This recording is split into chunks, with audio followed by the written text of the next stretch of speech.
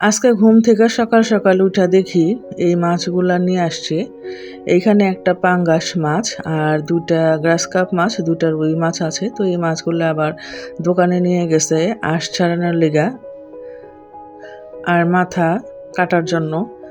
তো পুরা মাছ এই লোকটারে দিয়া পিস করা হইব না, শুধুমাত্র মাথাটা আর আঁশগুলারে ছাড়াই নিয়ে আসা হইব। এর জন্য আমি দোকানে পাঠাইয়া দিছিলাম। এগুলা ফ্ল্যাটের ভিতরে করাটা খুবই কঠিন একটা ব্যাপার। ফ্ল্যাটের জায়গা নষ্ট হয়ে যায়, নোংরা লাগে আমার কাছে। এর জন্য একটু পাঠাইছি। তো এইটা আবার আমার মেয়ে একটু ভিডিও করে লয়ে আইছে আপনাকে সাথে শেয়ার করার লেগা। তো যে চুলায় আবার খুবই অল্প গ্যাস, এই অল্প গ্যাসের মধ্যে গরম পানি দিয়ে আমি ভাত রান্নার জন্য বসাই দিছিলাম। সেটা হয়ে গেছে গা। এটার আমি একটু ঝরায় টরায় নিলাম আর কি, খুব অল্প একটু দেখাইলাম। আর এই যে এই সবজিগুলো আজকে আনছে, তো এইগুলার দিয়া আর ওই মাছের থেকে কিছু মাছ আমি আজকে রান্না করব। আর এখান থেকে 3টা টমেটো নিলাম আমি, এই টমেটো আমি সিদ্ধ করব। আমার আবার টমেটো ভর্তা খাইতে খুব ভালো লাগে। তো অল্প গ্যাসের মধ্যে আমি ওইটা চড়াই দিয়ে আসলাম, হইতে থাক। আর আমি এখানে মাছগুলা এখন আমার ইচ্ছা মতো, আমার সুবিধা মতো আমি কাইটা লমু। আসসালামু আলাইকুম, আপনারা কেমন আছেন সবাই? আশা করি ভালোই আছেন, সুস্থ আছেন। তো অনেকদিন পরেই আমি আজকে ভিডিওটা দিলাম। অনেকদিন পর কারণ হলো যে গ্যাসের চাপ একদমই কম থাকে। আমার সিলিন্ডারের গ্যাসও শেষ হয়ে গেছে। আর আলো কম ফ্ল্যাটের ভিতরে, যেহেতু সূর্য ওঠে না, আলো খুবই কম। এর জন্য আমি ভিডিও শ্যুট করতে পারতাছি না। অনেকদিন পরে আমি এই ভিডিওটা খুব কষ্ট করে শ্যুট করে আপনাকেও দেখাইতেছি। মাছ আমি আমার প্রয়োজন মতো সুবিধা মতো পিস করে লইতাছি। এই মাছগুলো সব পিস করে আমি ফ্রিজে রাইখা দিব। আর আমি অল্প একটু রুই মাছ আজকে রান্না করুম। তো আগে মাছগুলো কাইটা লই। তো আমার ভিডিও যারা দেখতেছেন দয়া করে স্কিপ করবেন না, ভিডিওটা এমনিতেই খুবই ছোট। ভালো লাগলে কমেন্ট করবেন, লাইক শেয়ার সাবস্ক্রাইব করবেন। তা আমি কথা কইতে কইতে মাছগুলো কাইটা লইতাছি। শীতের দিন প্রচণ্ড ঠান্ডা পড়ছে, তার মধ্যে আবার ফ্ল্যাটের ভিতরে একদমই আলো নাই, আর গ্যাসের চাপ খুবই কম। রান্না করাটা খুবই কঠিন একটা ব্যাপার হয়ে দাঁড়াইছে। আর এমন সময় গ্যাস আসে যখন, তো ভিডিও শ্যুট করা একদমই সম্ভব না। এর জন্য আমি ঠিকভাবে ভিডিও এখন শ্যুট করতে পারতাছি না। তো দেখা যাক ঠান্ডাটা একটু কমলে, শীতটা গেলে কি অবস্থা হয়। তো মাছগুলো আমি টুকরা করে লইতাছি। আর আমি আজকে 2টা তরকারি রান্না করুম। তো মাছের মাথা দিয়ে আমি তরকারি রান্না করুম, আর মাছ আমি মটরশুঁটি দিয়ে ভুনা করুম। শীতকালে মটরশুঁটি দিয়ে মাছের ভুনা খাইতে কিন্তু খুব ভালো লাগে। আমার বাসায় এটা প্রায় রান্না করা হয়। তো আমার মাছ কাটা শেষ। এখন আমি যে সবজিগুলা লাগবো এই সবজিগুলা কাইটা লইতাছি। সিম কাটতাছি কতগুলা সিম কাটার পরে আমি আমার আর যা যা সবজি লাগবো, একটু আলু লাগবো, তারপরে একটু ফুলকপি লাগবো, আমি সেগুলো একে একে সব কাইটা লমু। এই যে এখান থেকে আমি ফুলকপি নেবো, ফুলকপি কাটি।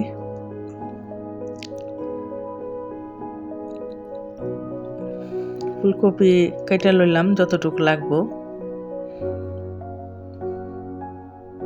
এখন আবার আমি কয়েকটা আলু কাটতাছি। এই যে এইভাবে আমি 4 ফালি করলাম একটা আলুরে। এইভাবেই আমি কাইটা তরকারির মধ্যে দিব। আমি মাছের মাথা দিয়ে এই তরকারিটা রান্না করব।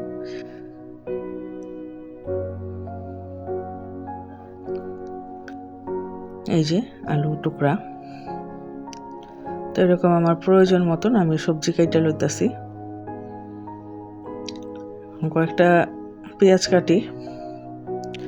সব কিছু একেবারে কমপ্লিট করে নিয়ে তারপরে চুলার মধ্যে বসামো।